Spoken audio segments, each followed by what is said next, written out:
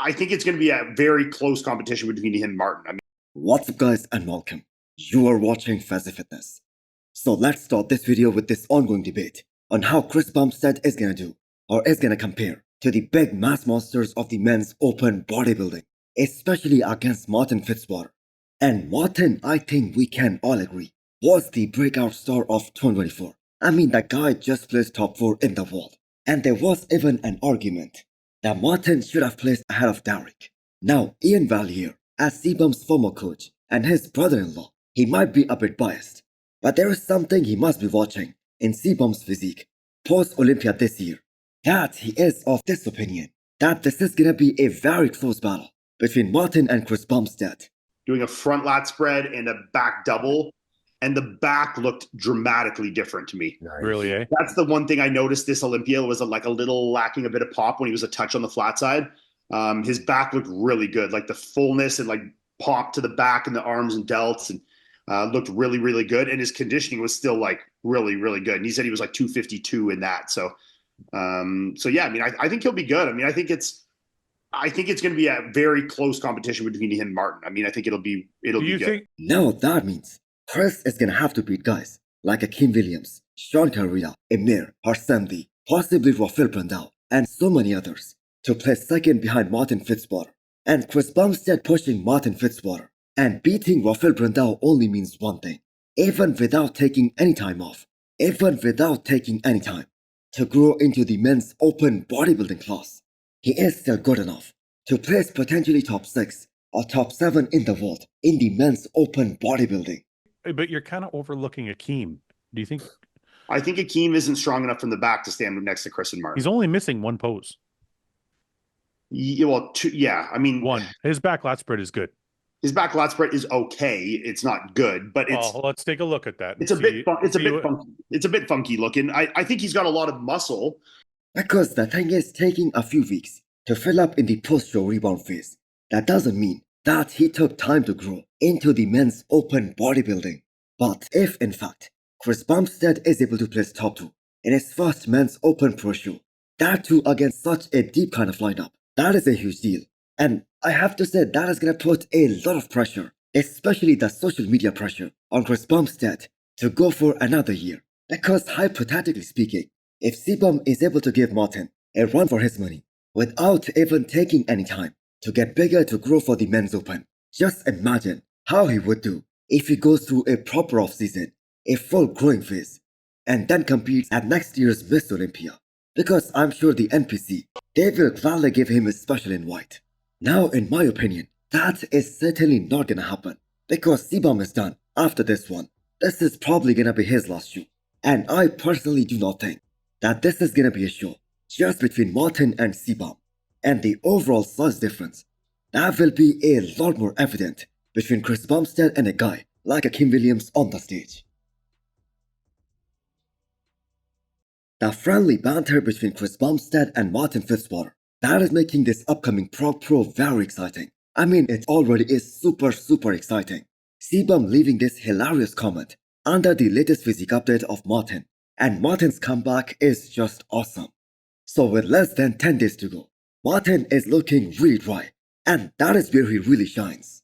And I have got to say, it is so unbelievable how quickly Martin became one of the biggest superstars in the men's open bodybuilding. Then the same year, his application for this Arnold Classic, that did not get approved. So the fans had to wait a bit more to see him on the stage. But I have got to say that was well worth the wait. And very few guys in the men's open have this ability to continue to get better over the same season from one show to the next one. And this has been a very long season for Martin. So Prague is gonna be his 4th show of the year. And so far he has been able to make some insane amount of improvements from one show to the next one. So I think Martin doing Detroit Pro next year, that is also superb. Because this way he will only have a few months to focus on gaining size. And the chances of him blowing out his waistline and his classic and aesthetic look, they are a lot less if he continues to die down after every few months and do not have to go to a point where he's force-feeding himself. Next up, we have a physique update from Rafael Barr. So this is taken at 4 days out of this year's Romania Pro prejudging. and Neil Hill is coach. He's there in person to dial him in for this one. I have to say, man, Rafael looks really dry and super shredded and a bit small. But that, I think, is gonna play to their advantage because he is gonna have more separation, more detail, more lines on the stage, and that is gonna make him look a lot bigger, especially against a guy like Akeem Williams. Obviously, his main competition here in Romania Pro, that is gonna be Akeem. And Akeem, we all know, is a very big and a very muscular guy. So there is only so much size that Rafael Barr can give up on, especially when you have a competitor like Akeem Williams against you. But the thing is, you can give up even less in terms of conditioning and separation because that is his trademark. So his look, especially the pop to his muscles, that is gonna change massively once Neil Hill gives him more carbs. So is there any scenario in which Rafael's best friend, Horse MD, can place ahead of him?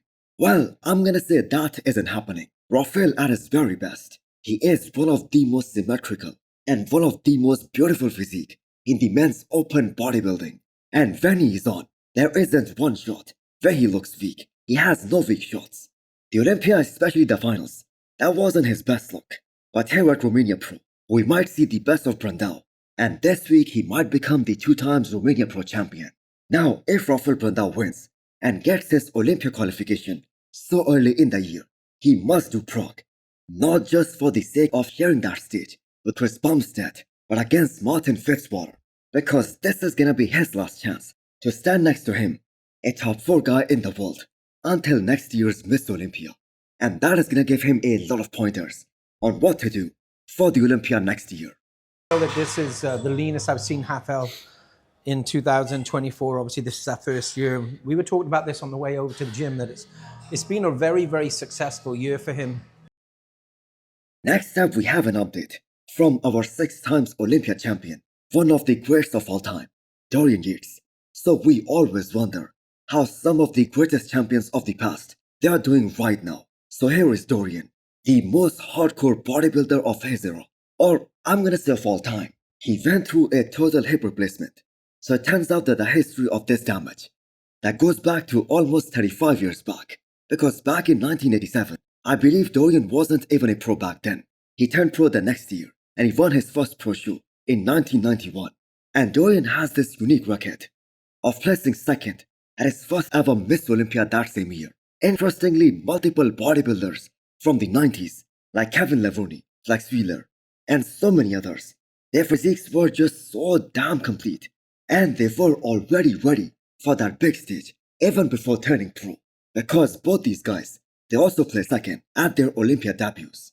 So in modern times, Derek Lunsford is the only one that comes to mind, a guy who placed second at his first ever men's open Olympia. But Derek was a pro for so many years before this finally happened. So coming back to Dorian, he believes this happened because of heavy barbell squatting. But Dorian was really lucky that he had no problems whatsoever during his time as Miss Olympia after he got that surgery done back in 1987. So the most important question when we talk about all these legends like Ronnie or Dorian is that would these guys have changed anything regarding how they trained for all those years? Well, you guys know very well what the answer of Ronnie is. And Dorian Yates is no different. Maybe he still would have been a 6 times Miss Olympia if he did not push things that hard to those extremes. But the man still has no regrets. So hit the thumbs up button if you liked the video and smash the subscribe button if you wanna come back for more. Thanks for watching.